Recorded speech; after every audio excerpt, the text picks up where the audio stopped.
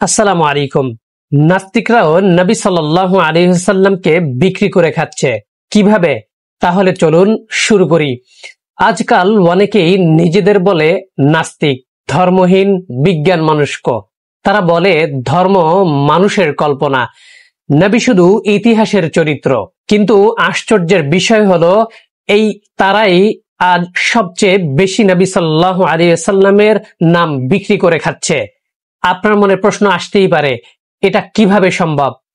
তারা ইসলাম মানে না, কিন্তু ইসলামের নামেই ইউটিউব চ্যানেল খুলেছে, নবী সাল্লাল্লাহু আলাইহি সাল্লামকে নিয়ে সমালোচনা, ডিবেট, রিয়াকশন, আর সেই ভিডিও থেকেই মাসে লাখ লাখ টাকা ইনকাম করে। একটা কথা ভাবেন তো ভাই, যদি সত্যি তারা ধর্মে বিশ্বাস না করে, তাহলে ইসলাম নিয়ে তাদের এত আগ্রহ কেন? কেন তারা প্রতিদিন ইসলাম নিয়ে পোস্ট দেয়, লাইভে আসে, বিতর্ক করে? উত্তরটা খুবই সহজ। নবীর নাম দিয়ে ব্যবসা করতে তাদের সহজ হয়। ইসলামকে ব্যবহার করেই দৃষ্টি আকর্ষণ করা যায়। ধর্মকে খেলাধুলোর মতো ব্যবহার করলে ভিউ আসে, কাড়ি কাড়ি টাকা আসে।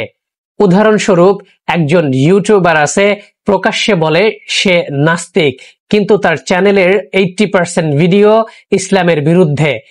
তারা এমন ভাবে টাইটেল দেয়, নবীজি কেন এমন বলেছিলেন, কোরআনে এই আয়াতটা কিভাবে সম্ভব।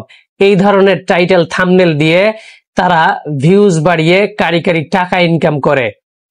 মানে নবী সাল্লাল্লাহু আলাইহি সাল্লামকে কেন্দ্র করে ভিউ বাণিজ্য করে, আলোচনা করে, বিতর্ক করে। এই সব কিছু তাদের একটা প্রপাগান্ডা। আর ভিডিওর নিচে বিজ্ঞাপন চলে, কারণ চ্যানেল মনিটাইজ। অর্থাৎ নবীজির নাম ব্যবহার করেই তারা পয়সা কামাচ্ছে। উদাহরণ 2, সোশ্যাল মিডিয়ায় এমন কিছু পেজ আছে যারা ইসলামকে ব্যঙ্গ করে মিম বানায়, নবীজির শিক্ষাকে বিকৃত করে হাসির উপকরণ বানায়। কিন্তু সেই পোস্ট থেকেই তারা লাখ লাখ ফলোয়ার আনে।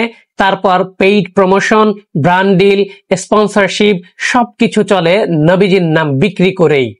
উদাহরণ 3, কিছু ডিবেটার আছে যারা ইসলামিক বক্তা আর নাস্তিকদের মুখোমুখি করায়, টাইটেল থাম্বনেল দেয় মুসলিম বনাম নাস্তিক, এই ধরনের নামে ভিডিও বানায়। আর সেই ভিডিও থেকেই ইনকাম করে ইউটিউব, টিকটক, ফেসবুক, বিভিন্ন সোশ্যাল মিডিয়া থেকে।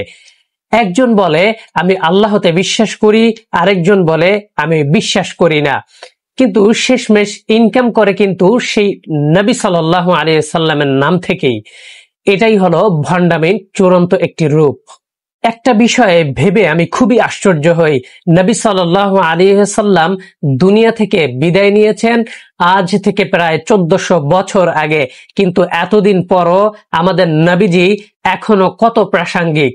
আল্লাহর রাসূলকে নিয়ে অনেকেই ওয়াজ করেন, লেখালেখি করে, মিলাদ পড়িয়ে কত লোক জীবিকা নির্বাহ করছেন হালাল উপায়ে। অন্যদিকে নবীজির নাম নিয়ে কুচ্ছা রটিয়ে অশ্লীল লেখালেখি করে, তথ্য বিকৃতি করে কত নাস্তিকে তো পেট চালাচ্ছে। এখন যদি এই লেখাগুলি হিন্দুদের দেবদেবী অথবা খ্রিস্ট ধর্ম কিংবা গৌতম বুদ্ধদের নিয়ে হতো, অথবা অন্য কোনো ধর্ম নিয়ে হতো, তাহলে পশ্চিমা বিশ্ব তাদের দিকে ফিরেও তাকাতো না। কারণ পশ্চিমা বিশ্বের বিদগ্ধ সমাজ হিন্দুদের দেবদেবী, বৌদ্ধ চরিত্র ইত্যাদির সমালোচনা নিয়ে কোনো আগ্রহই দেখায় না। কিন্তু এ ব্যাপারে রাসূল সাল্লাল্লাহু আলাইহি সাল্লামের প্রসঙ্গটা ভিন্ন। ওনার ইন্তেকালের 1400 বছর পরেও ওনার শিক্ষা মানুষের জীবিকার উৎস হয়ে দাঁড়িয়েছে। কেউ নেকি অর্জন করে জীবিকা নির্বাহ করছে, আবার কেউ গুনাহ করে জীবিকা নির্বাহ করছে। নবী করিম সাল্লাল্লাহু আলাইহি সাল্লামের প্রভাব মানুষের জীবনে গভীর এবং চিরন্তন। 1400 বছর পরও ওনার আলোচনা আজকের সমাজে প্রাসঙ্গিক। মানুষ ওনার পক্ষে লেখালেখি করে, আবার ওনার বিপক্ষে নাস্তিকরা লেখালেখি করে জীবিকা নির্বাহ করছে। এটাই প্রমাণ করে যে নবীজির শিক্ষা আজও সবচাইতে বেশি প্রাসঙ্গিক। বিজ্ঞান মনস্ক নাস্তিকরা চাইলেই গুগল, মাইক্রোসফটের মতো বড় বড় কোম্পানিতে চাকরি নিতে পারে, কিন্তু তারা এগুলি না করে সারাদিন মুসলমানদের পিছনে লেগে থাকে। সারাদিন রাসূল সাল্লাল্লাহু আলাইহি সাল্লামের পিছনে লেগে থাকে। এতেই বোঝা যায় মুসলমানদের পিছে লেগে থাকার জন্যই তাদের অর্থ দেওয়া হয়। আবার ওনার বিপক্ষে অর্থাৎ রাসূল সাল্লাল্লাহু আলাইহি সাল্লামের বিপক্ষে লেখালেখি করেও অনেক মুক্তমনা, অনেক নাস্তিকরা অ্যাজাইলাম পাচ্ছে। সেই হিসাবে মুক্তমনা এবং নাস্তিক সমাজের উচিত রাসূল সাল্লাল্লাহু আলাইহি সাল্লামের প্রতি কৃতজ্ঞ হওয়া এবং তার অবদানকে স্বীকৃতি দেওয়া। কারণ এই মহামানব যদি পৃথিবীতে না আসতো তাহলে এই নাস্তিক মুক্তমানাদের পেটিতে চলতো না, তাদের ভাত জোগানোর মতো কিছুই থাকতো না। পরিশেষে একটি কথাই বলবো প্রিয় ভাই এবং বোনেরা, এটি মুসলিমদের উদ্দেশ্যে বলছি, এই সময়টা এমন যখন ভণ্ডরা ইসলামকে পণ্য বানাচ্ছে আর সত্যিকারের মুসলমানরা হয়ে পড়ছে নীরব দর্শক।